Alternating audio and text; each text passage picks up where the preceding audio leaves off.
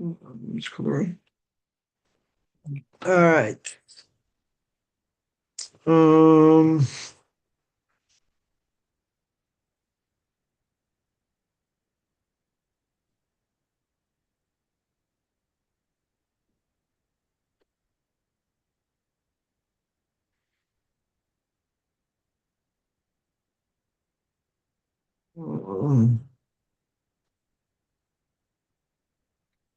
all right. We'll go on to this Q&A. We're back. We'll go on to this Q&A. So I just had an interesting discussion before. That's why I sort of got delayed a little bit. Somebody that the questions come up. Questions come up actually quite a bit, and person, let's say, has a relationship with somebody, right? And we always say about, can we expect someone to do something that really they're not capable of doing, right? In other words, how far beyond the letter of the law does the person have to go? Yeah, so you say, well, it depends what it is. Okay, right? So let's say family relationships, which we always say a lot of times go out the window, right? Not all the time, but I would say probably more times than not. So, let's say they have a sibling or whatever that's, they don't, they make all the phone calls, they do all, they do all the things, they speak to them, they're in contact, very good. The other person, let's say, never picks up the phone, never, you know, does any of these things. So a person can say, okay, so make a decision. I want to pick up the phone, I will. If I don't, I won't. Okay. What am I going to get out of this relationship? Yeah, so they say it's a one-sided relationship. Okay, right? As we always say, and it's obviously a lot more complex, but I would say that um, trying to convince people, um, trying to convince people to do the right thing if they're not capable of doing the right thing, right? We sort of spoken about this before. So this would take down a lot of pain, certainly a lot of pain. I'm not gonna say every last thing of pain, but I would say though the sting of it would be less, right? The sting of it would be less because you understand this person, is not capable. Anyone's ever dealt with someone who's narcissist? They're not capable, right? It's a mental health disorder. They see things for themselves. They're the most important things. Everyone else can basically drop dead and who knows what. And they don't care. They care about themselves, right? So is it easy to have a relationship with someone who's narcissist? No, right? Certainly not. But you have to live in their world. You have to play in their mind, so to speak. And you have to understand that they are never going to give you what you want out of this relationship. You'll never get it, right? It's an impossibility. Why is it a possibility? They're not capable, right? They're not capable. If someone's not capable, now in your mind, you can understand this. In your mind, they're not capable. Yeah. In your heart, it still stings and it's still painful. Okay. Right. That is true. But down the line further, see, within Torah, you're not allowed to bear a grudge. Yeah. This is a hard thing. Let's say you're talking about an inheritance. Yeah. Two people, three people, five people, doesn't matter. However many people are beneficiaries. Yeah. And it's not an even split. Not an even split. Yeah, let's say the oldest, forget about, inheritance laws in Torah. We're not even going to go there, but let's say, let's say the parent decides, it's going to be an uneven split. The oldest is going to get, let's say the majority, and everyone else will get like, a small part. Like I say, it's not fair. Why shouldn't it be split? Now, let's say the person had more responsibility, took care of them when they were older, different things, so they should get more. Okay, maybe, right? Maybe you'll say that, right? Or maybe not. Maybe it should be split, right? But that's what the parent decided. Now, in the bigger scheme of things, what's the person going to feel? Person's going to feel like a piece of dirt over here. Why? Because they're going to feel like they're second class. Why are they going to feel like they're second class? Because hey, I didn't get an even split. Yeah, my father and my mother, they don't love me as much as my other siblings. And maybe you saw that in other aspects of life. That's painful. After the fact, that's painful. Or even while you went through it, it's painful. Yeah, no one wants to play second fiddle to a sibling. And parents should never, never compare siblings. Oh, why can't you be like your brother? Oh, why can't you be like your sister? It's like the kiss of death. They're gonna resent their sibling, probably. Yeah, I'm not gonna say in all cases, but very well could um,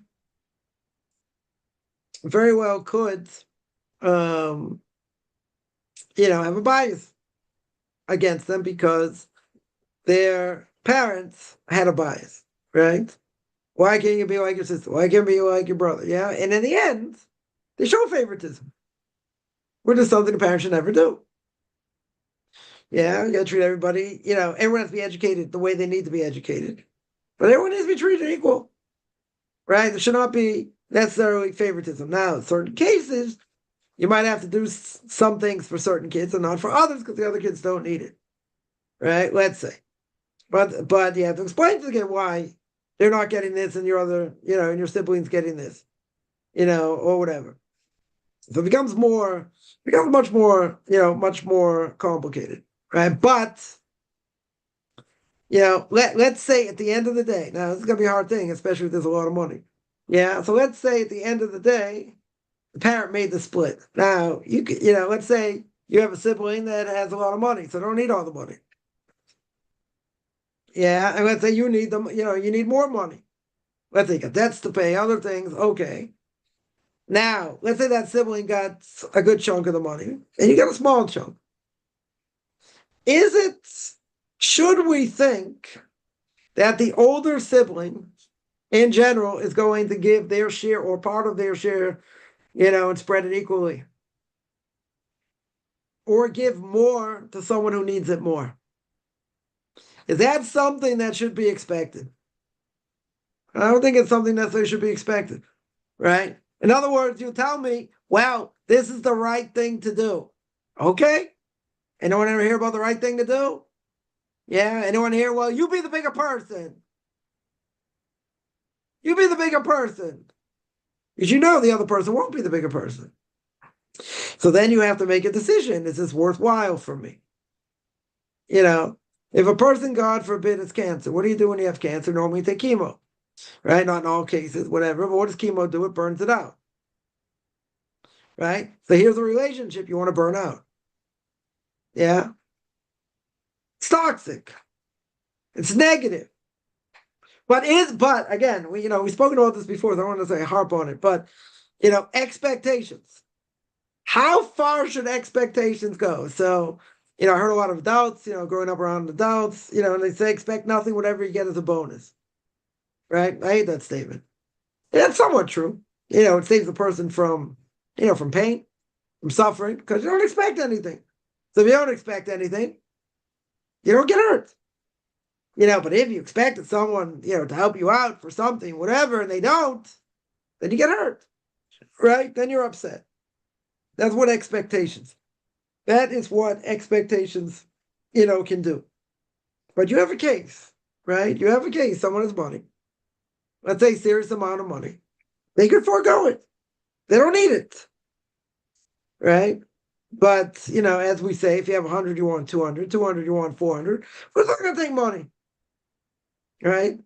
Someone's a millionaire, just inherited another few $1 million. They're not going to take it? Of course they're going to take it.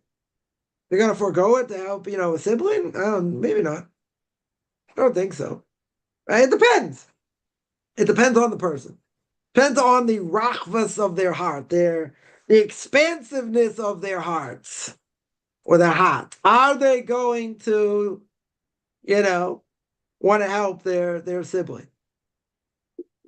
Is it something I should expect? But then it goes further. Then it gets a little more complicated. Why? Because then your parent didn't make an even split. And then well, now this is painful because the other person's more favored. And then that's going to bring up all these memories of the fact that they were favored more than you. They were looked, better in their eyes than you. And you were always kind of looked down upon. Yeah, you didn't get as good grades, you didn't do this, you didn't do that. So it's also not good. Also not give a person self-esteem. True. Yeah. So now at the end, let's say money's coming. There's an uneven split. And now it brings up all these negative images. All this negativity. Now, there are two ways to look at it. One is you're going to rip roaring mad because everything that sort of happened before now is happening all over again in a much bigger way. That's one thing. And the second thing is, and that's one way to look at it, and then you're going to be upset. Then you're going to bear a grudge. You're going to say, your mother, father never really loved you, as much, and that brings up a lot of negative images, right? A lot of negativity. That's one way. The other way is, you're still going to feel the pain. But the other way is, I see the bigger picture. Yeah, and what's the bigger picture? The bigger picture is that this is what you're supposed to get. Or not get. Right? God gives everyone kachuta sara, like by a hair's breadth, measure for measure. If you're supposed to get it, you'll get it. If you're supposed to get less, you'll get less. Yeah. So what's the answer in the bigger scheme of things? God was supposed to give me. You can say, but I needed more. My siblings had a lot. They didn't want to give me that. Okay, that's painful. But if they're not capable, if someone is stingy or greedy with a capital G, yeah, if they are greedy, can you expect a greedy person to want to share? So I gave a parable, right? I gave a very simple parable. And the parable was, anyone who's ever had little kids, what's one of the hardest things for a little kid to do? One of the hardest things for a little kid to do is to share. Right? But you have to train them to share, even if it's hard for them. Right? At their level. Be so nice if you share some of your toys, with your friends or with your brother or, but you want to hoard everything to yourself. The person has to be trained. This can go on, throughout their lives. They're greedy, they're miserly, they don't want to help others, right? They have to be trained. And if they're not trained, yeah, who knows how they'll end up? And even if they are trained, no guarantee, right? 100% is no guarantee, right? What are the two guarantees of life? Death and taxes, right? Not necessarily in that order. Okay. But even with all that, right? Let's say you had four siblings. It was not even split. First sibling got half, the rest they split it 4 ways. 3 ways. Right? So one sibling got 50%, and the other 50% was split 3 ways. So so they each got 16.666%. But the other sibling got 50%. So now that brings up all kinds of feelings. And it could be negative feelings. Why should we get less? What are we, second-class citizens? Now again, you could say, wow, this person really helped more than we did, so they should get more. Okay. But it kind of stings. 100% stings. It can sting. Right? Now, what if the older sibling, what if the other siblings come and say, We understand this was the last will and testament. But you know what? We can also use that money. Yeah, now if the person obviously needs the money, say, I also need the money. Right? Can that person be forced to share? No. What could he say? He said, I got a document here. The document was signed, no doctorization, right? We'll make it easy. No doctorization. It was signed. It was signed. What do you expect? You expect me to give up 50%? And we should all, split it 25% apiece? No, we're not going to do that. That's, there is an idea, by the way, without going into all the details about inheritance, right? There is an idea of Kaim Udivrei Ames. Kaim Udivrei Ames means you establish what the dead person wants. So if they have a tzavav, they have a last will and testament. They have a last will and testament. You got to abide by it, right? You should abide by it unless it's something that's forbidden. Yeah. So if they decide, okay, this is how it's going to be split up, that's it. That's how they split it up. Now let's say one person gets much more significant amount. The other ones could claim, split it evenly. Even better if they don't need the money. Yeah, split it evenly. We also need a significant amount of money over here. And the other person says, but that's not what mom wanted. That's not what dad wanted. He wanted me to have the majority. They could say that, with a nice smile. That's, what do you want from me? This is what the document says. Now, someone knows someone else is in trouble. Wouldn't they want to help them? In theory, they could help them over here. What if they wouldn't help them in life? They're not going to help them over here for sure. Because we said before, someone who has 100 wants 200. Someone who has 200 wants 400. That's not going to change. Yeah, I'm not saying they're going to mess people up and not give them what they deserve. But they're not going to give over what they got. I give over 50%.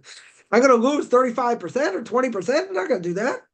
25%, let's say better. In this case, I'm going to lose 25%. That's a lot of money. I'm not doing it. The other people can use the money. You don't need it. So what? Nobody cares about that. People are greedy. People are greedy. Now, if someone's greedy, or let's say they don't like their other sibling. Yeah. So they're not gonna bend over backwards for you. Can a person expect it? Can't expect it. How can you expect it? Yeah. They've never been that way. They'll never be that way. Right? And then they may throw in, Kaim Divrei Ames. I can establish what the dead person wanted. I have a document, it's signed. Signed, sealed, delivered. Right? It was a trust. You can't, irrevocable trust. Can never be changed. That's it. That was their last will and testament. Okay. Now I'll say there's nothing evil going on. They favored, one kid over the rest. Yeah, I'm not gonna call that evil. They made a decision. For whatever reason. Okay. But that means you're still also getting money. Maybe not as much. Okay, so in that case, according to the letter of the law, was that person, according to Torah, does they have to give up the money? No. It's a legal document, it's a binding document. Anyone who sues him, they'll lose. They'll get killed in court. It's a signed document. No forgery.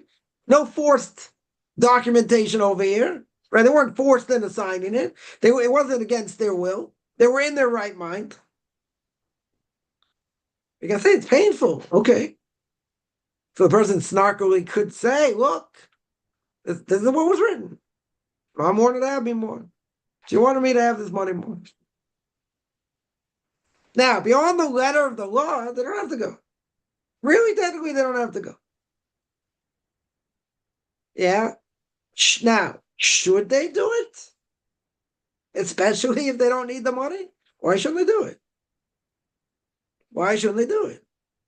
You can claim that's what the mother wanted. Okay. That's what the mother wanted.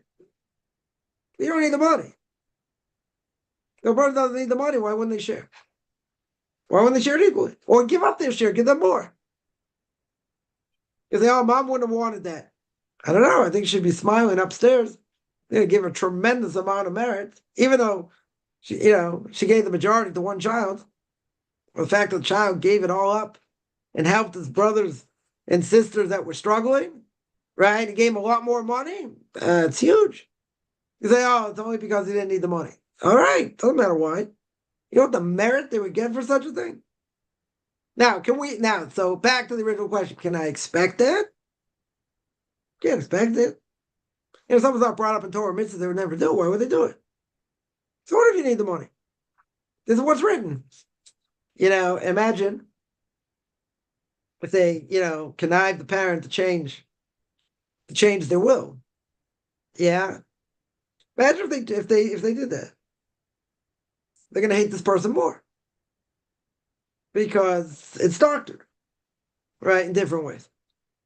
But we'll never be able to prove it. Right? Then we'll never be able to prove it. But at the end of the day, as we said, can I have those expectations? So in one aspect, it's not all going to go away, right? You can see the bigger picture. Say, okay, this is what mom or dad decided. You can say, I wouldn't have done that, right? You wouldn't have done that. Okay, this is what they decided. So in the bigger scheme of things, rationally, forget emotion for the second, rationally, what would you say? This is the amount I was supposed to get, right? Instead of making 300,000, you made 120. Okay, we made 120. That's what you got. I could have got a lot more. Okay, that's nothing to sneeze at. So, but in Torah Hashkafa, in the Torah approach, in Jewish philosophy, what's the Torah approach over here? The Torah approach is this is the decision they made. Now, you might not like the decision. Okay. But you also gain. But looking in the eyes of the Torah is going to tell you that is the decision that was made, and that's the money you should get. But they're getting more, and I should have got more. Forget about what I should have got, this, that. This is what you got. To be thankful for what you got. Now, could you ask a sibling, listen, you got more, and I'm struggling, whatever, and they have money, you can ask them. 100% you could ask them. I know this is what's written. Would you consider doing this? They could say, no. Nope. Not gonna happen. All right, just, forget. Don't even ask me again. Forget it. You got what you got, be happy. That's always gonna rub you the wrong way. Right? Because you need the money. They don't need the money. Okay. Right? Now brings that now. So rationally, I can see the bigger picture. Hopefully, my intellect can see the bigger picture. Now, emotionally, a person's going to be a mess. Why is it going to be hard for them? Because they feel they got messed up here. And now it makes them think about their relationship with their parents and their siblings, and favoritism and all these things, which does not bode well. A person's going to have resentments. They're going to be angry. Now, we can argue whether their anger, is legit or not, but they can be angry. 100%. They can be angry, say it's not fair, right? But what does Kaufman always say? Life's not about what's fair. It has nothing to do with what's fair. This is what God decided you should have. I know someone that grew up wealthy, and, when parents died, their siblings totally cut them out. I don't know exactly how they did it, or whatever, but they totally cut them out. And they struggled their whole lives. After that. I mean, they struggled anyway, but I'm saying that would have helped them tremendously. Tremendously. But they got connived out of it. I mean, they don't have anything to do with their siblings. After that, didn't have probably so much to do with them before. Right? It can also happen. Certainly can happen. But again, what does it do? The emotional part, a person will say, rips them apart over here. Right? It's painful. It's extremely painful. And what's the reason it's painful? Because the same, my mom, my dad, whatever, they showed favoritism. They 100% show favoritism. Not that you should be the most beloved child. Yeah, but you're not. And okay, so you were three others. You're in the same boat, right? But how's the person look at that emotionally? Emotionally, like, what? We're Trump liver? Yeah, we didn't help out. We didn't do this. This is how I'm looked upon. Person get angry. It brings up all kinds of other, right? All kinds of other emotions. Now, what if these three siblings call the other person out? The person says, "This is what it says," and that's it. Yeah, they're not gonna be too happy with that. Seeing the bigger picture is going to be a little bit harder to do, but they're not going to be so happy. So, what do they do going forward? What do they do going forward? Well, that's their choice. They make a choice. If they want to keep up the relationship, they will. If they don't want to keep up the relationship, it's not worth it to them or whatever. They make a choice. But sometimes we make the mistake and we think that someone should do this, or someone should do that, or do the other thing. Okay. But you have to stand, all this is, in the background, this is all test. This is all an absolute test over here. Yeah, so what's the right decision? I can't answer. Person has to make their own decision. Yeah, but it's going to be painful here. They're going to fail. They got betrayed. Literally, they got betrayed. All right, and that's what happened. Right, let's say in this case. Yeah, they feel they got betrayed. That brings up a whole baggage of emotion. Anger, betrayal, right? All part of the same thing. Even if they get less money, it'll make them feel better. It makes them feel like my parents didn't love me as much. They look down upon me in other ways. Now, they'll take the money. Don't get me wrong. They'll take the money. But it doesn't make them feel good. Right? So now the other sibling is going to say, this is what the document says. Why should I go against what mom or dad wanted? That's what they wanted. 100% that's what they wanted. Okay. So I can establish what they wanted. Wink, wink. Because you're getting the lion's share. Of course you're going to establish what they said, right? But what's the right thing to do? Doesn't everyone love hearing that? What's the right thing to do? The right thing would be to split it. That would be the right thing. But if a person, like that's not on their horizon, and that's not on their radar, can we expect something like that? How could you expect something like that? Yeah. Yeah. I'm not gonna say it's impossible. Yeah. Yeah, I'm not gonna say that. I will say that, if the way out of the problem, again, there's going to be emotional baggage, but the way out of the problem is that this person is just not capable. They are not capable in general, right? If they're not capable, what can I expect? What can I expect? Right? But what this will lead to is anger. What this will lead to is bearing a grudge. That's what it'll lead to. And that's Torah prohibition, serious Torah prohibition. Yeah. So again, even if a person understands it, intellectually, there's going to be a lot of emotional baggage there. So a person can deal with it, in a few different ways, as we said. So let's deal with some questions here. Someone says, not trusting someone because they harmed you in the past, bearing a grudge. No. It's not bearing, if they did things in the past, they have a track record, right? Let's say they have a track record and they broke somebody's trust. Yeah, they have a track record. Now, if they have a track record, are you obligated now to give them the benefit of the doubt, another time? No, that we're going to call protecting your assets. Person absolutely has an obligation. to protect their assets. Yeah, if someone you know that possibly could damage those assets, yeah, I don't have to trust them. I have an obligation to protect myself.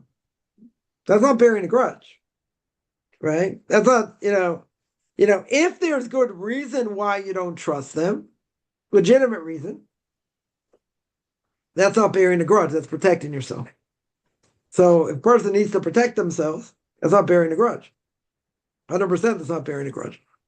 Yeah, that would be okay if it's deemed legitimate. If it's legitimate, that they can't be trusted for what they've done, then yeah.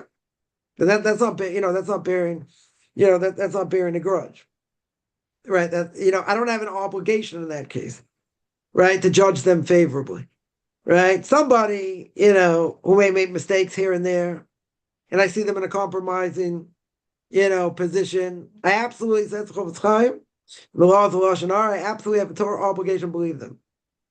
To judge them favorably. Yeah, if someone doesn't keep Torah mitzvahs and they're in a compromising position, whatever it may be, I have no obligation whatsoever. To judge them favorably, just the opposite. I have an obligation to judge them negatively. Why? Because not holding by Torah mitzvahs. We're not saying, wow, sometimes they make mistakes and this and that. We're not talking about that. We're talking about they don't hold by Torah mitzvahs at all. If they don't hold by Torah mitzvahs at all, then guess what? I don't have to judge them favorably. I'm obligated to judge them negatively. Yeah, that's my obligation. That would, that would be my obligation. So over here, it's not bearing a grudge, right? It's not bearing a grudge. It's protecting yourself, right? There has to be a difference between narcissists holding a grudge and their target who's forced to build a wall. And again, I'm not talking about narcissists holding a grudge. I mean, they can hold a grudge. Anybody can hold a grudge. It's forbidden, certainly for a Jew, but and probably for a non-Jew, I'd say it's a moral imperative. It's not good to hold grudges. It's just not good to hold these things inside. Not deal with them. But being a narcissist, they may make conditions that seem to be impossible. They may want a person to jump through hoops, absolutely to jump through hoops that is not possible. Yeah, so you can say, okay, make whatever decision you want. Yeah, but this should be this way. Or this should be that way. Okay, it should be, but it's not. Right? Right? And let's say it's not your fault. Make it even better. Yeah. But you should know better, and you be the bigger person. You make a choice. Right? You don't want to be threatened. Nobody wants to be threatened and say, well, if you don't do this, this will happen. Okay. Right? Let's say, you're talking about money here. A serious chunk of money, potentially. Maybe you're not supposed to have it.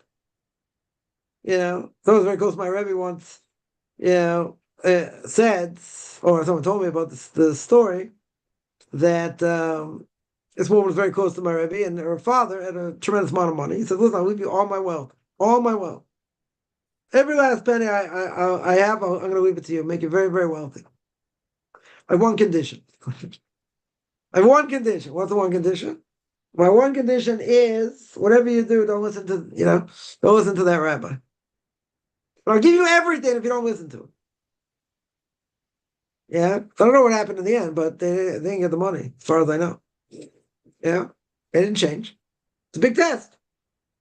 That is a very big test. So what do God wants? Want them to pass the test. And the test is, you hold by Torah mitzvah, you never lose. But you could have used this money for such good things as, millions of dollars. Very good. Yeah. But you weren't supposed to get it. Yeah. Torah's not for sale. Torah's not made a silly putty, as we always say. You gotta have integrity. Torah's worth something. You're gonna spit in your Rebbe's face to make, $5 million. Yeah, America would say, when you go against me, I only throw small pebbles. He said, no, God forbid. He said, no, listen, the mission Pirkei Avos. It said you can't rely on yourself till the day you die. The day you die. Yeah. He says, I know what I'm talking about. So he said, when you come out against me, only throw small pebbles. Not big stones. Thank God that hasn't happened. But there are people that, he trained, he worked with, and they spit on him. Different reasons, different things, whatever it may be. Yeah, but at the end of the day, certain people you got to work within certain parameters. That's it. Lord. They don't give you other parameters to work with. They don't give you other parameters to work with. Goodbye. Then either you don't deal with this person because it's just too hard to deal with them, right? Someone who's narcissistic like that, it's very rigid, right? They're very rigid on what they do, and they don't change, and they're not going to change. And we said it's a mental disorder, right? It's a mental disorder. You're never going to convince them what you do in life is important because that's unimportant to them. You're never going to convince them, right? So a person just forget about it at the beginning. Never going to happen, right? You have to work within their world, within their parameters. Yeah, but a person says, I don't want them. Okay, that's your choice. 100%, that's your choice. It's not going to be an easy thing either way. But if you don't do that, you won't have any connection to them. Okay. And if you choose not to have a connection with them, it's your choice. When it comes to family, a lot of times, a person's not going to have a connection. I'm not going to say always, right? But a lot of times it's going to go by the wayside. Especially, if they're Bible thumpers, you kill JC, this and that, and you're going to fry and this and that, okay. And if they don't really care, but they're going to say, why are you doing all these things? But it's uncomfortable.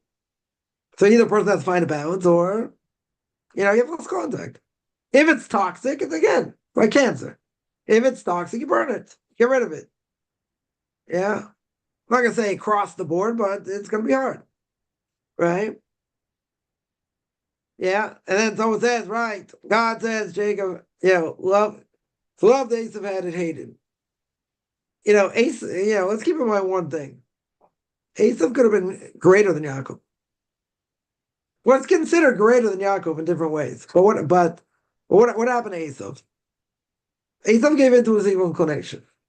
When Esav gave in to his evil inclination killed him. But he could have been as great or better than Yaakov. Then we got the favorite child gets abused by all the siblings. Also, yeah, it's true. But you know what? They may care more about it. They may care less about it. They may not care so much, right? They may care.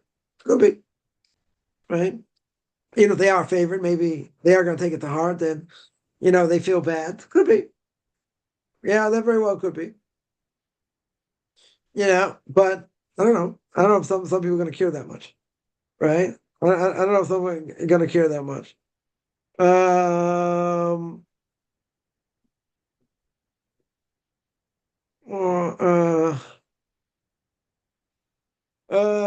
One second. Phrase like, who brings it against the will is to be considered pre-deceased of the writer of the will. Yeah.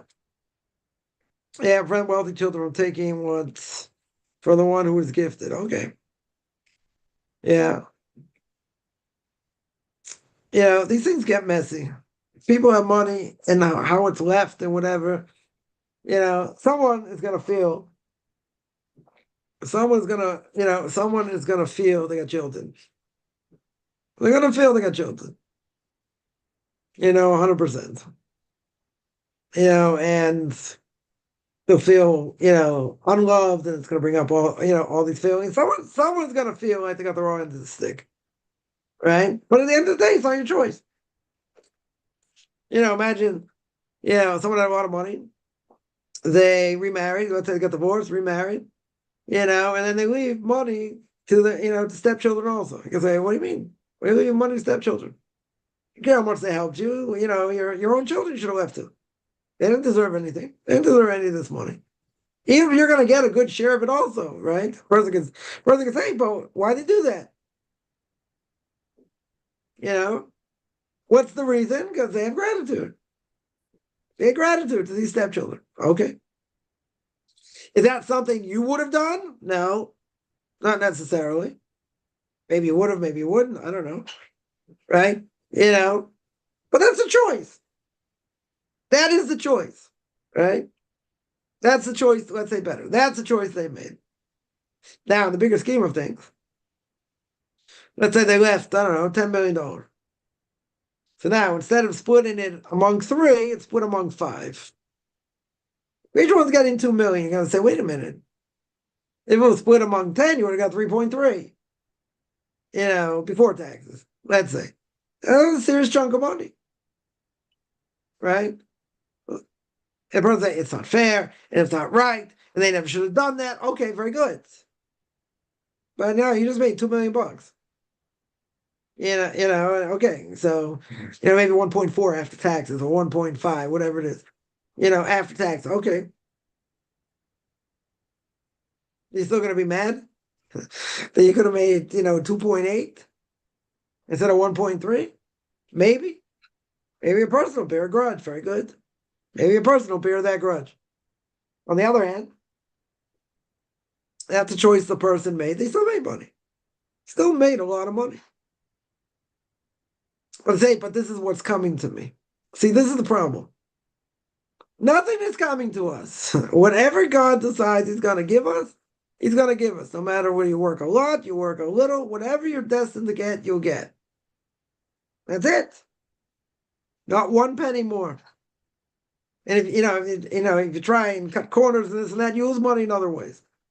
You have health bills, medical bills. Let's say, a person will have car trouble, can have other things. So it offsets money that you're going to try and get. Let's say in a legal way, you lose it in other ways. Right? So whatever you're supposed to have, you get. Right? Whatever you're not supposed to have, you won't get. Right? So if I understand that, and I understand in a God-run world, that's the way it's supposed to work, then intellectually I have no claim at all. Even if a person got messed up and someone connived the money, and one sibling didn't get because they thought this, that, and the other thing, and convinced the parent to do that. Yeah. Right now, they could sue them, go after them, try and prove it was coerced, but it'll be very hard to do. But in general, you do what you can. And if you exhausted everything you can do, what does that mean? You lost. What's the bigger scheme of things? What does it mean that you lost? It means you weren't supposed to have it. But you say, but it's a funny, it's a funny way to be taken away that way. True. You say it should never have been taken away that way. Very good. It shouldn't have, but it was. And so some people never get over that fact. It was connived, it was this, it was that. Right? So intellectually, I can understand. Very good. You weren't supposed to get it. It just happened in really negative type of way. Okay. That I understand. Emotionally, that person's going to hate their sibling. Because they know the sibling's a piece of dirt. Because they know they messed them up over here. Yeah, they know they're clear. They messed them up. Right? So, so intellectually, right? Intellectually, what happens? I can understand. Totally understand. On the other hand,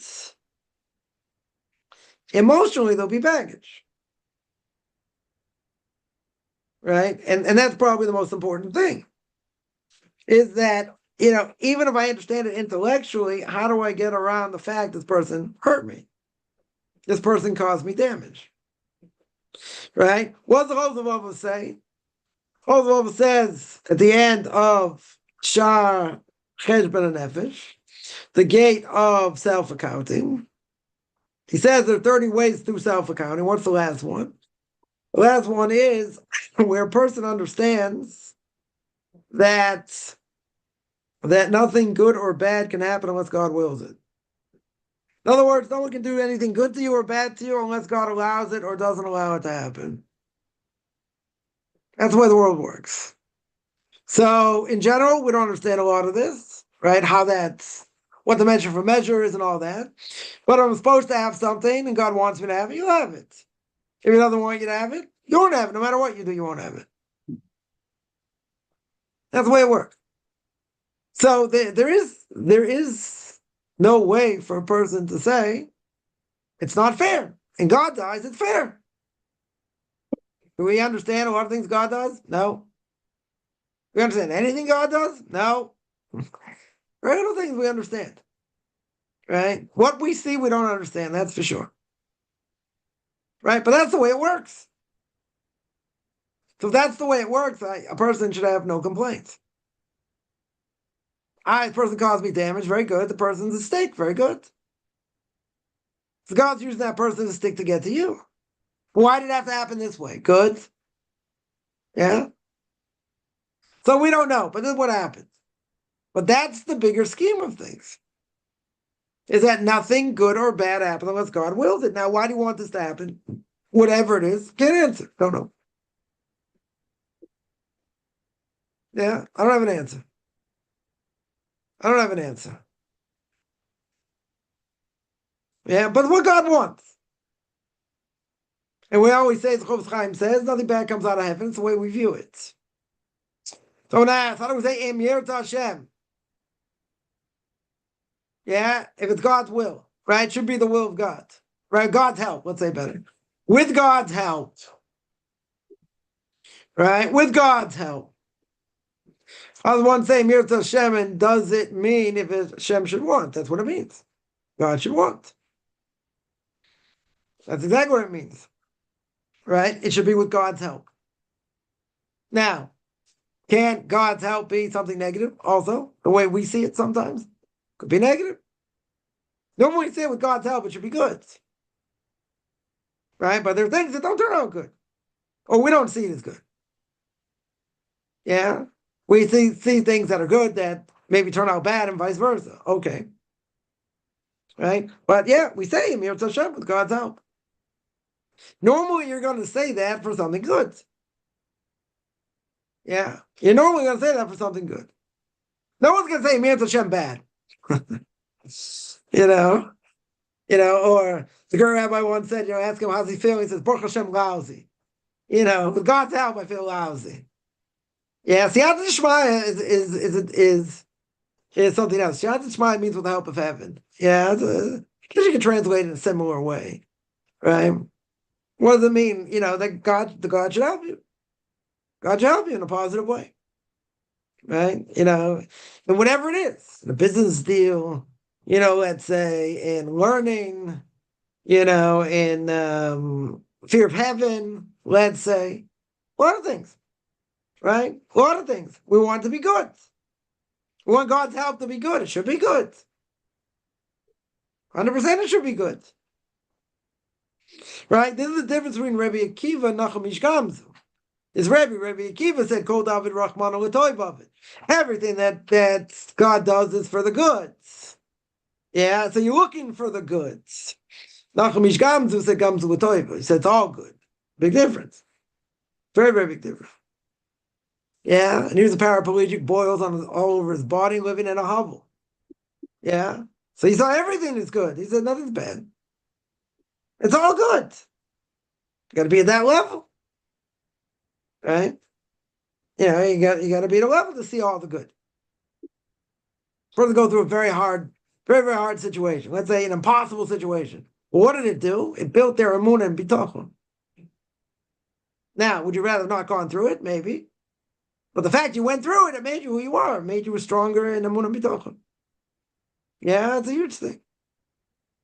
Akar Satov is something else. Akar Satov is what he calls gratitude. Yeah, gratitude everybody should have. Said before, mentioned many times. Chosvava says even if someone does something for you for ulterior motives, they do it to get a good name. They use you as a stepping stool to make them famous, to get them a good name, let's say. But they helped you in some way. You have to have gratitude for them. Right? That seems almost impossible. Yeah, why should I have gratitude? They're using you. Okay. But even if they're using you, but they helped you. And whatever it is, doesn't matter. They helped you. It doesn't have to be something significant. Yeah, but why did they help you? They helped you for one very simple reason. They helped you because They helped you because they wanted a big name. And they got it. Bottom line, says the Chovos HaLevavos over there. In Duties of the Heart, did he help you? He helped you? You're going to have gratitude? Doesn't you have to worship the ground they walk on, but you have to have gratitude. Absolute gratitude. They have Vilna Gaon would stand up for his Cheder Rebbe, the one who taught him the Aleph base. Because he taught him how to read. He brought him a whole world of Torah because he taught him how to read. Show gratitude. And another thing, I always say, I get on the bus. It's an Arab driver, drive like maniacs. Jewish drivers maybe not so better. Let's say, get to my destination, get off the bus. I always have this question: do I say thank you or not? Like it's gonna want to kill me anyway, right? In general, right? So I always say it anyway. I always say it anyway because at the end of the day, I got to my destination. Oh, I took a Dramamine and I'm gonna get sick. Thank God, no. But you got to your destination at one point, in one piece. Yeah, doesn't matter. Drove like a maniac, did other things. Okay, but he got you to the place. Should have some level of gratitude. Should have gratitude. Yeah, even though there, should have gratitude. Yeah, it's a huge thing. I think some people lacking in it very much. Yeah, you helped them. You did something for them. They should have gratitude. Doesn't mean again they have to worship you. No question about that. We're not talking about that, right? But you show gratitude, even for small things. Somebody asked, I'm not on Tanakh talking. I ran out of topics, basically.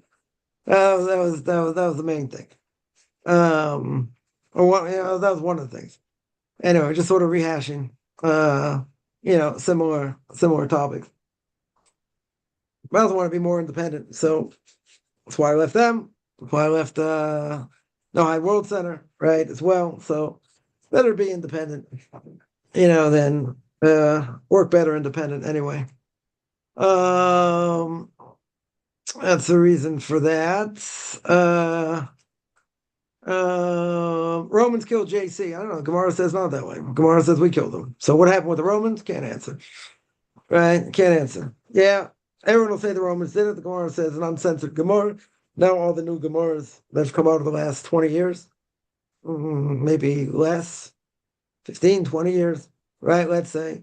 It's Gemara and Sanhedrin that makes very clear that the Sanhedrin killed them. Right? What do you do with the Romans and what they did? Good. Yeah, good question. Maybe they did that afterwards. Maybe the Jews killed them and they strung them up. I don't know. I don't have an answer. You have to ask Rabbi Singer what the case is with that. What the case is that. But the Gemara says clear we killed them. That's very clear. Right, that's very clear. What the Romans did and what they claim, I don't know. Yeah, that I don't know. Yeah, any other questions? Again, one thing, just mentioned, this whole thing is that, there are two things. Two things. One is I have to know what to do. I have to know how to do things the way God wants me to do, whether I'm a Jew or a non-Jew. Doesn't really matter. Right? But at the same time, my heart's taking me in different directions. A person inherited, I don't know, $1 million. And it was a 80-20 split. Right? Let's say, but he had four. You had four, so one got 50% and the other had to split. Had to split the rest. Okay, so still getting money, but emotionally they're hurt. Why should we get less? Now, sometimes they'll say, yeah, the other person did a lot more, they deserve more. There's a story with somebody, famous actor died, left a lot of his money to basically all his money to his last wife. Now, his daughter, someone asked his daughter about that. And whatever, she's wealthy in her own right. So she didn't really need the money anyway, but she said, very interesting, she said she deserved it. She took care of him. She took care of him at the end of his life. Yeah, she did everything for him. Why shouldn't she get it? That's what she said. Now, if she really needed the money, I don't know if she would have said that, but she didn't need the money, right? But the claim was that, he made his decision, but I abide by the decision. I don't have a problem with the decision. It's easy if you have a lot of money yourself, but why do I abide by it? Because of what she did for him. She was there a lot more than I was, and she took care of it, every last need to it. She was a caretaker. Yeah. She did everything for him. So so she didn't have a problem with that. Other people may have a problem with that. Even so, they shouldn't get anything. There are people who do that. They'll cut the kids out, give it to whoever. You know, they won't give money, in their lifetime. It's very rare. I mean, I'm not saying people don't do it, right? I know a handful of cases that was the case, but it's very rare. Someone's going to do that. We mentioned this before because they're afraid at the end of their lives, to go to a nursing home, let's say, and how much money they need, and okay, yeah, with it, people are afraid. So can understand that to a point. So we can understand that. But at the end of the day, it could help people certainly, while they're alive. Okay, but if they're afraid, they're not going to do that. They're just going to be too afraid to do it. So at the end of the day, we have to view these things, in the way that God wants, meaning that He's in charge. Whatever I get, I'm supposed to have. Whatever I lose, I'm supposed to lose. Right now, you get, a person say, "Oh, I gotta get, if I checked out and you lost this way, that way." Let's say, a person left the lights on, battery died, right? And now there's no way to resurrect it. Like it was, battery took a pummeling over here, so now I gotta get a new battery. But if that battery's already 3 years old, yeah, to sort of put it out of its misery. But if the battery's already 3 years old, what's the lifespan of a car battery? 3 years, 4 years, maybe. Usually 3 years. It's usually 3 years. Give or take. Give or take. Yeah. So now a person goes, "Oh no, I lost here. I gotta get the EY check, this, that." No, it's an old car. It's an old battery. Yeah. It was an old battery. It's gonna go. This is just the way it went. But it's gonna go eventually. Well, how much longer it was gonna last. And then who knows where you would have been when you start the car and it died. Here's good. It died right in the spot. Very good. You got it checked. Someone jumped it. Very good. And then, it doesn't have very much life in it. Yeah, leaving it on like that, obviously, certainly didn't help, right? It's probably, weak as it was. It's just, knocked it out. Okay. You say it was careless. The person shouldn't have done it. Okay. Right. That's normal wear and tear. Right. As we always say, normal wear and tear. You can't say, "Oh, this is a negative thing. This never should have happened." It's normal wear and tear. Yeah, a person got a 20-year-old fridge. Yeah, when the thermostat went, or it wasn't, there was enough, there was a hole, in the freezer, in the Freon, whatever. Yeah, so there was a leak. That's it. They patch it up, it doesn't work, that's it. Okay, but it's 20 years old. It's 20 years old, it's to be expected. Yeah. We're not gonna say, "Oh, you know what, look, it's a terrible thing." But if you had a number of things, even if they're old, we had a number of things, bam, bam, bam, like one after another, you need to fix this, you need to fix that, and something else. Okay, that would come into question. That would call into question, but it's normal wear and tear. It's not it can go anytime. Why is it supposed to go now? Because that's when it's supposed to go. Is it correct that the evil eye doesn't affect non-Jews? No. Not correct. The reason is why should it affect non-Jews? I just got this question recently. So I didn't really answer them on it, which I should have. But the question was, I want to get an evil, I think I have an evil eye, and who do I get a check by? Yeah, who could I have a check by? So what evil eye is caused by jealousy. Right? I spoke a lot about it in Pirkei Avos, Ethics of Our Fathers. Whatever. I spoke many weeks on it. It's caused by jealousy, basically. So if that's the case, then why should that not apply to a non-Jew?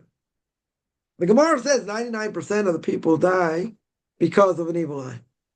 99%. But it's also brought down, if you don't hold by it, you don't really, it doesn't really bother you, so to speak, then it won't affect you. Right? The most people are not going to really think about it. There are people that, that are stringent in it. And they'll be very careful, right? Not to have an evil eye and all that. Okay. Other people just say, if you don't believe in it, it doesn't have the same effect. True. What do you do with the Gemara says? 99% die because of it. Okay, so it's a powerful thing. Extremely powerful thing. Yeah, but again, if you don't really, believe in it, so you don't believe that it can happen or whatever, it doesn't affect you in the same way. Right? If a person really, is worried about it, yeah, then it can affect you. Then for sure it can affect you. Right? So why should it be any different? Right? That was my question, this whole thing. Why should it be any different for a non-Jew? Why should I assume it only applies to Jews? Just because we have an extra aspect of the soul. Why should that make any difference? It shouldn't make any. I would think it wouldn't make any difference. Right? It can apply to a non-Jew as well. Certainly it can apply to a non-Jew. I don't see why it shouldn't. Yeah, in that case. One thinks there's an evil eye on them, then would it behoove them one to make certain they are praying their prayers with greatest of intention fully, completely. It's not just about prayer. You made someone feel bad. Right? In other words, you did something, not intentionally, but you did something where someone else feels bad about your action. Yeah. So now that person complains. That person says it's not fair. God opens up your file to see if what you did, if what this guy's claim is real. Why opening my file? Didn't do anything wrong. This guy's complaining. Very good. So if he's got nothing to complain about in God's eyes, then you don't have anything to worry about. Yeah. If he's got a claim, though, then you have what to worry about. Yeah. Then you absolutely have what to, Then you have what to be worried about. Being the best one ability should not be punishable. Yeah, let me ask like this. You see repercussions for our actions. I'll give one example because I just saw this by Purim by Rabbi Cutler of blessed memory, founder of the Yeshiva in Lakewood, New Jersey. And Mishnah's Rabbi Aaron on the holidays. He says by Purim, you see measure for measure. You see measure for measure for what Mordechai to go through because of he's an offspring of comes from the tribe of Binyamin. But different things happened to Binyamin, so it had to come out through Mordechai. Whatever, he says that you see we mentioned this many times also, just bring it up here quickly, that by Yaakov Avinu. Yaakov Avinu, quote unquote, steals the blessing. Now, Yaakov Avinu has all kinds of serious punishments. And one of the reasons, because what happened over here. Now, think about what Yaakov did. He listened to his mother. His mother had prophecy, right? Rivka had prophecy. And it wasn't his action. In other words, she had prophecy and he's listening to his mother, i.e. kibbud avei, honoring his mother. This is what his mother told him to do. Right? But after Esav comes back and he realizes he got swindled a second time, he screams and he cries. Right? So Rav Aaron says there, Yaakov got punished. You say he didn't do anything wrong. Right? Nice guys shouldn't finish last. What happened? Why did he get punished over here? Yeah. So he says, because of what he did, even though he listened to his mother, and that was kibbud avei. That was honoring his mother. Very good. Even his mother was a prophetess. Even if he was destined and he should have got the blessing. Okay. It should have been done in a different way. I don't know. I was not going to make Esav upset, but in either case. Says Rav Aaron, he didn't do anything here. And Esav cried, he got punished. What are you going to say, Markesha? What's the connection? Why in the world should he get punished? He didn't do anything wrong. So Rav says that even technically you didn't do anything wrong, but someone else feels bad about what you did. And because of what you did, they felt bad. There's payback. You live, I didn't do anything wrong. It shouldn't be punishable, but it's punishable. Potentially, it's punishable. Yeah, God can look down and say, no, he didn't do anything wrong. Very good. Then it's not punishable. Yeah. So says Ravarin over there, you got to be extremely careful what you do. Yeah, in the best way possible. You don't want to cause someone else pain. In any way, you don't want to cause them pain. Yeah, that's punishable. This is a very good example. He didn't do anything wrong. He deserved the blessing. Could have taken the blessing a different way. It doesn't matter. The fact is, he listened to his mother. His mother had prophecy, right? So Aaron asked, what's the problem? What did he do wrong? There's measure for measure there. There's measure for measure there. So there's being a good parent, loving one's children. Is that punishable? Depends how your kids come out. Yeah. What if a kid goes astray? They send the best yeshivas, this, that, the kid went astray. Yeah, who's it a reflection on? Society or the parents? Technically, it's on the parents. You can say, but it was a street, it was a bad neighbor, it was a bad this, whatever. You're right. Things can have, kids can go off in many, many different ways, right? Many, many different ways. I want to ask my Rabbi this question. I listed him 10 different ways, kids could go off when this was happening. I said, what's the main cause? And he said, right. I go, what do you mean, right? He said, each one could be its own cause. Not one is the only cause.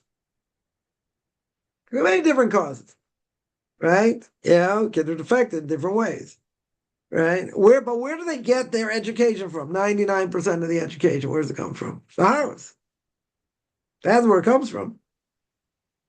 You can say, but we did our best and there was a bad influence in this. Okay, but who is it a reflection on? Reflection on the parents. Now you say, but even the best of the families you have it. Okay, it's true. And it's destructive today. No question. We live in a cream puff generation. Kids want to do what they want. It's hard. Take a kid, 14 years old, they're going to get up early in the morning. Doesn't get back, has a break during the day, right? Doesn't get back till 10 o'clock at night. A long day. 100% it's a long day. They need outlets and different things. Okay. Without going into the topic, can a person get burnt out by it? Sure. Not easy. But so who's responsible? We get the good and the bad. Kids go in the right direction, very good. Very good. So when a parent dies, the kid goes in the right direction, they get tremendous merit. If a kid goes in the wrong direction, you're going to feel the pain. Yeah. So how far does it go? It's a good question. But if most of the education the child gets is in the parent's house, even if kids in yeshiva and schools or whatever, long hours, okay. But most of their education should be from the home. And then most of the education is from the home, even though the power of the street is very strong, which is true, right? Nonetheless, parents get some sort of blame for it. Yeah. They get blamed for it. Even if it's not your fault. A person's kid was in yeshiva and there's one bad egg there. They got influenced. That's not my fault. I wasn't there. Yeah, you sent them there. Okay. Could it happen? Of course it could happen.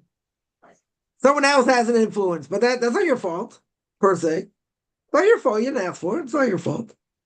Right? But in the end, this is what happens. Let's say this is what happens. Who's that a reflection on? Not just a reflection on the kid. It's a reflection on the parents, right? But it's a very hard thing to say today because, ain't by a chamber makes, right? It's no house doesn't have a dead person, meaning that was talking about death of the firstborn, right? It wasn't a house that didn't have, someone that died, right? So in most families today, you may have one kid that's not, that's gone off. Say 1 out of 7, 1 out of 8, or it could be more, right? It's common, much more common today. Yeah, but again, that's the power of the street. It's power. It's a lot of things. It's a lot of things. It's really, it's good. Even the parents are the most righteous people. No guarantee, right? No guarantee your kids will come out the same way. But it is a reflection on the person, right? Regardless of how it happens. Even if it's done by someone else, it doesn't matter. Right? Someone else had influence on your kid. You didn't ask for that. You didn't train your kid that way. Very good. But they got influenced, and it's a reflection, regardless. Right? Not an easy thing to hear. Right? But again, the question of how far that punishment goes. Right? It depends. Yeah, it depends. But today, this is a very hard thing to say. Like I say, it's not legitimate to say. I think it is legitimate to say, but a lot of people would say, come on, in this, in today's generation, it's very rare to find a family that doesn't have that. Okay. Because that's the power of the street. That is the power today. True. That's 100% true. But yeah, at some level, it's, it's still a reflection, but it's not, you tell me it's not the parents' fault in this case. Okay. Right? Granted. You tell me it's not directly their fault. Kid got influence. Right? You did whatever you can, whatever you could to break up this friendship, this, that. Person got influence in the end. And they got messed up through someone else. So you can say, it's not my fault. Technically, you're right. Right? It's not your fault. How's God going to look at it? Good question. Yeah. Everyone's got free choice. They got free choice at a certain level. They can make the right decision, wrong decision. Parent can help guide them. Sometimes you can't. Sometimes you have to watch your kids make mistakes. And then pick up the pieces afterwards. Sometimes that's the only thing you can do. You can't do more than that. But at some level it is a reflection. Right? You might not get as punished for it as probably should, because a lot of different factors involved. A lot of different factors. So it's probably a lot less than what I'm saying, but it could definitely be a reflection on the parents.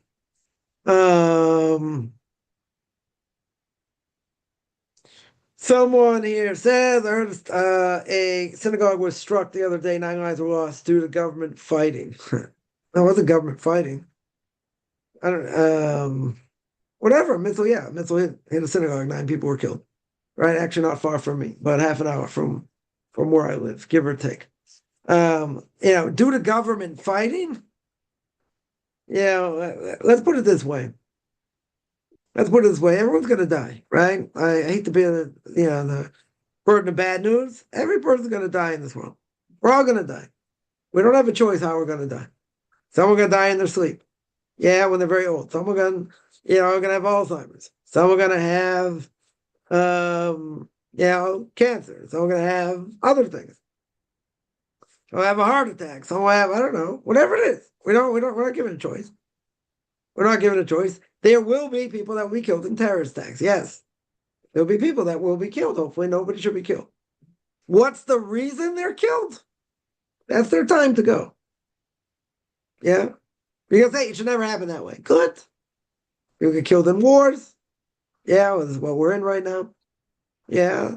People get killed, with sickness, with other things. Or not killed. They die from it. You say, but this shouldn't happen. Okay, it shouldn't. Right? It shouldn't. 20th century, the biggest, bloodiest century in the history of man. How many people were killed? Murdered, butchered, slaughtered, whatever, all kinds of wars, different things.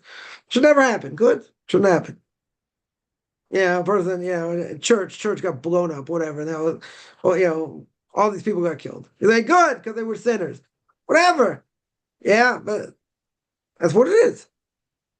People killed in terrorist attacks. People get killed because they get mugged. People get killed all kinds of things. Right? So God decides how he's going to take each person. He makes that choice. Some are going to go this way, some are going to go that way. It depends what they did, depends what their soul did. Right? It depends on a lot of different things. We can always say, come on there, look at how many gay people there are in Tel Aviv, right? So is it no wonder Tel Aviv is getting hit? Yeah, you could say that, you know, right? My Rabbi would say he's not afraid of any of these things. Not afraid of missiles, not afraid of Iran, not afraid of the Ayatollahs, not afraid of Beirut, not afraid of any of these things. What's he afraid of? People that sin. People in the land of Israel that sin. That can bring destruction. Yeah, nobody's innocent. Nobody is innocent. The way it looks, you can tell me little kids, this and that. You're right. Little kids shouldn't die young. They shouldn't die young. The only way you can, explain it is through reincarnation. Their soul had to go through this because they're not guilty. They're only guilty at the age of bar mitzvah 13 or 12, or at the age of 20. They're not guilty, right? So you have 9 people, three kids in a family were killed. So it's tragic. It's unbelievable tragic. Yeah. Yeah, they're innocent, right? According to Torah, they're innocent. Yeah, but for whatever reason, their soul had to go through this and be part of that. Why? I have no idea. But that's the only other answer. Because not by sin. They're not guilty by sin. We're all guilty by sin. We all have a death sentence on us. There's only a question of when. Some younger, some older. Right? Rabbi says if everyone died at the same age, no one would ever repent. Right? Until the last second. So you see things like that, it shakes us up. Now, some will say, it's because of government fighting. Other people say it's because of modesty. Right? It could be modesty reasons. These things happen. Could be any type of sins, right? Be, all kinds of things. I say all the gays and lesbians in Tel Aviv. That's not good. Right? That can make God ticked off, no question about it. But you see a lot of miracles also. I mean, all these missiles flying around, most of them ending up nowhere. Right? Okay, you got to guard yourself from shrapnel, but shrapnel's not killing people. Right? I mean, it can. I'm not gonna say it can't. But the majority of these things are hitting nothing. Vast majority. It's pretty, unbelievable. I did see the other day, whatever. There's a siren. I was in synagogue. Someone was watching the thing get hit up, in midair. So the thing's coming like a million miles a second, and then a rocket knocks it off, or a laser knocks it off. Right? Let's say. So you have no idea where that shrapnel's going. It could go 20 miles away, 50 miles away. You have no idea where it's going to hit. Right? But if it hits something, it's the impact is huge.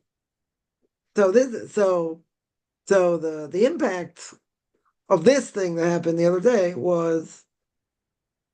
had to be about half an hour, 40 minutes from where I live. A lot of these missiles are trying to hit army bases. So it's a major army base there. So, but this thing was like, I've never heard something so loud, right? It was unbelievably loud. Yeah. Like some of the windows like start to shake a little bit. That's like as close I've gotten. I shouldn't get closer than that.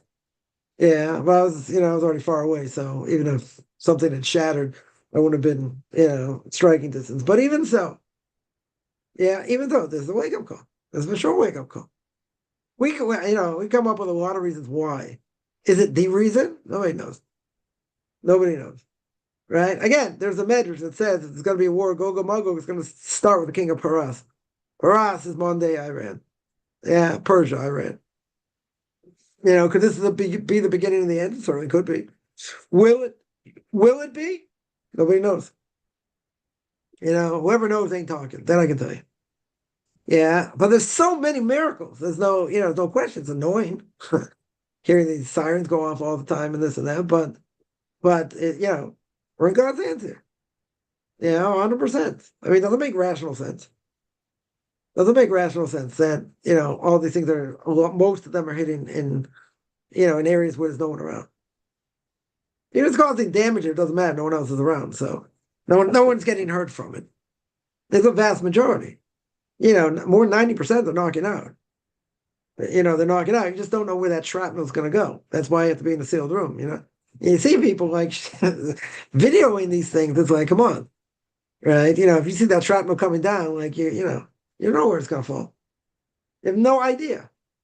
Exactly where the missile hits it and where it's going to, and the fragment's going to fall. Who knows where? Right. So a lot of miracles. I don't even. I was in earlier. I was in the supermarket. So anyway, so after like 10 minutes, you're in this bombshell. There's okay, it's more or less safe to come out. So so I asked someone, "Did you hear anything?" It's like, nah, it was just one, it's just one missile. There were no booms. I was like, okay, okay, back to the produce. It's like, yeah, it's just people annoyed by it more than anything else. But at the end of the day, it's seeing miracles, no question, right? That there's no question. But that you see this judgment also.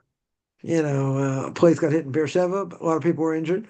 Beit Shemesh, where this thing happened, 9 people were killed. 3 in the same family. I mean, when it hits and its impact, it's Tel Aviv also last week. So like there are a lot of things. But again, it's just a reminder. All the other times it doesn't hit anything. It's like pretty darn miraculous. In many ways. So whatever, it should end speedily. That is for sure. I mean, they are trying to knock out all their launchers and this and that. So it's a lot more sporadic, than it was. But then, they're trying to hit Arab countries also. They're just like shooting everywhere. In Kuwait and Qatar and like these other places. So they're also getting their fair share. So, it should all end soon. Messiah should come. But, could it be? Sure, it could be.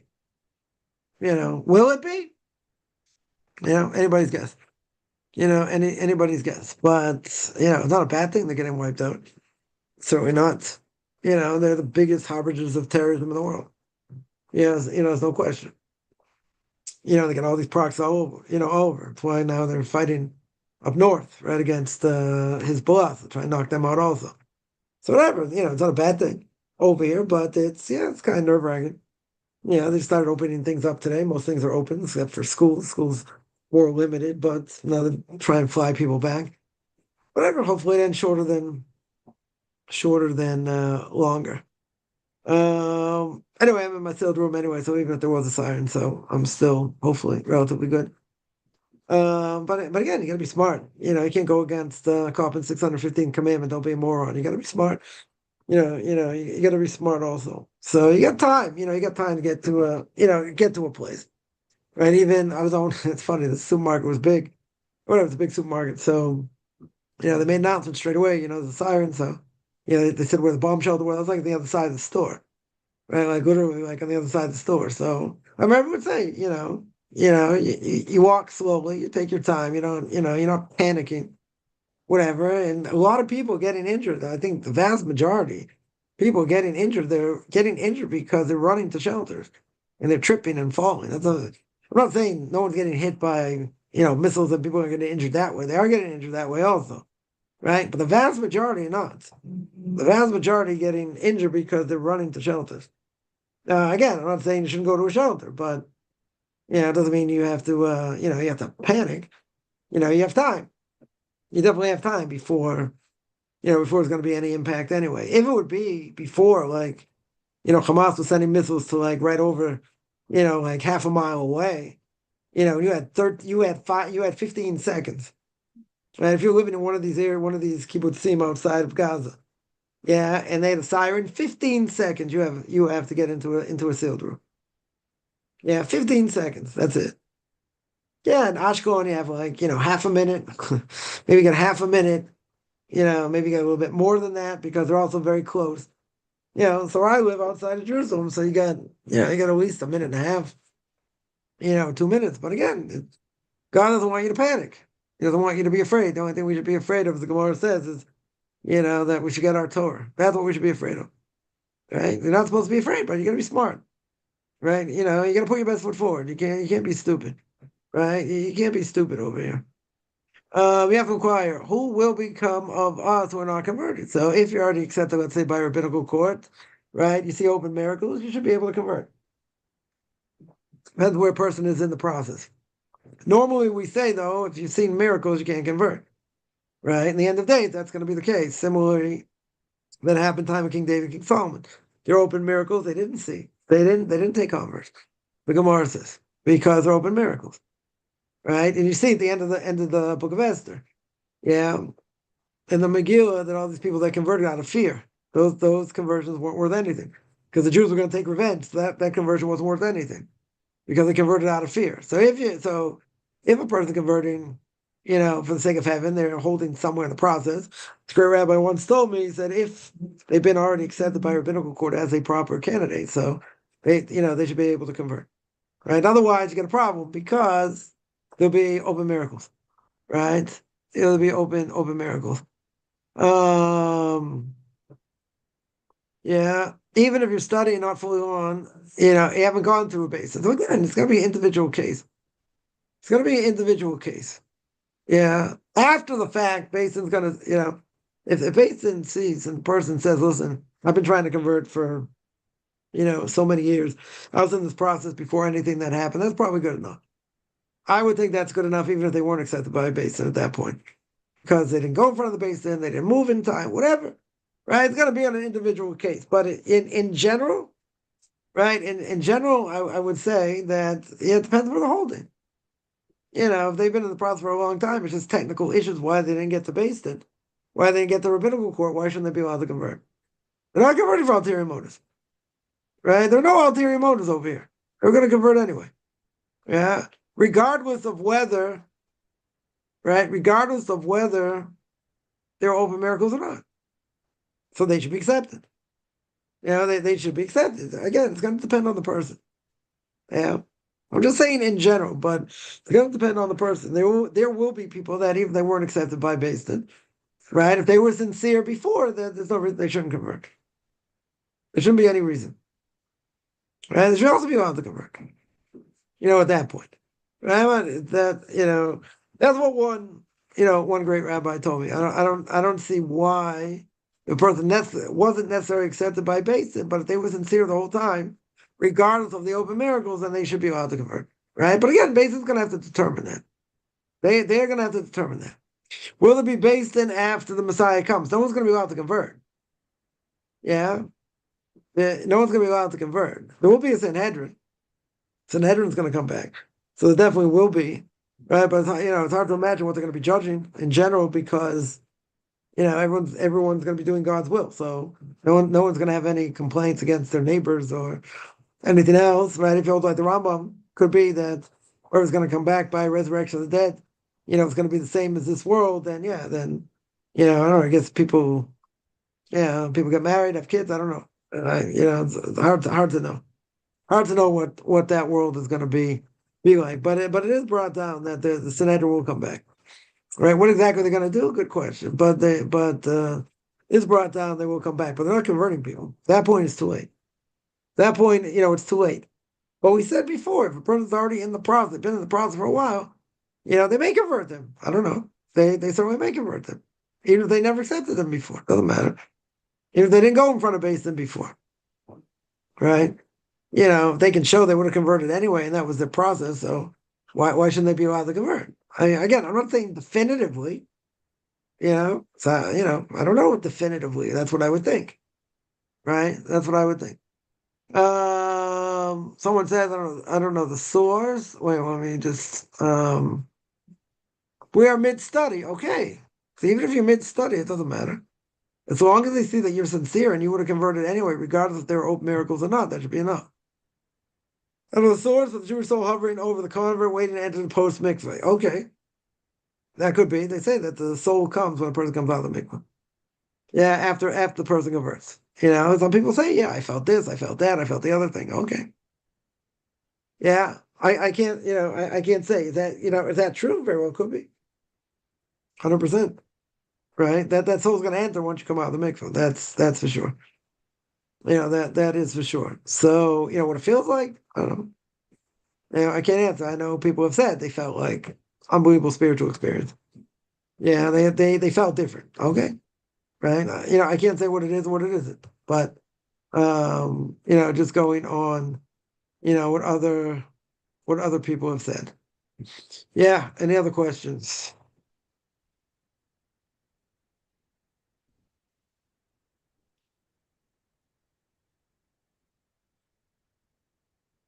All right, I'm gonna stop here. I do this hopefully every Tuesday and Thursday, God willing.